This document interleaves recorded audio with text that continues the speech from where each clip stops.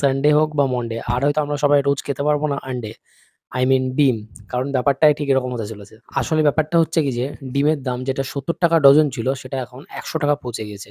আর এটা ৳১২০ টাকাও ক্রস করতে চলেছে। এটার পেছনে যে গল্পটা আছে সেটা শুরু হয় অ্যারাউন্ড ২০২৫ এর জানুয়ারিতে। দেখুন ইন্ডিয়াতে ডেইলি বেসিসে ৪০ কোটি ডিম প্রোডিউস করা হয়। আর এই ৪০ কোটির 20% মানে প্রায় ৮ কোটি ডিম আসে ইন্ডিয়ার শুধুমাত্র একটা স্টেট অন্ধ্রপ্রদেশ থেকে। কিন্তু জানুয়ারি মাসে অন্ধ্রপ্রদেশে রানীক্ষেত ডিজিজের কারণে 50 থেকে 80% ফার্মিং নষ্ট হয়ে যায়। আর এরপর থেকে অন্যান্য স্টেটেও এগ প্রোডিউস অনেকটাই কমে যায়। এবার এই সমস্ত জিনিসগুলো তখন অতটা ইমপ্যাক্ট ছিল না ইকোনমি কিংবা প্রাইস পয়েন্টের দিক থেকে। কারণ রেইনি সিজনে লোকজন ডিম কম খায়। কিন্তু যখন আবার শীত স্টার্ট হলো এবং লোকজন আবার নতুন করে ডিম কনজিউম করা স্টার্ট করলো বেশি করে, তো তখন ডিমের সাপ্লাই কম হয়ে গেল এবং ডিমান্ড বেড়ে গেল। সো অবভিয়াসলি যেটা রুলস ডিমের দাম বেড়ে গেল। So that's the whole story. তো আজকের জন্য এটুকুই। ততক্ষণের জন্য keep learn and keep explore.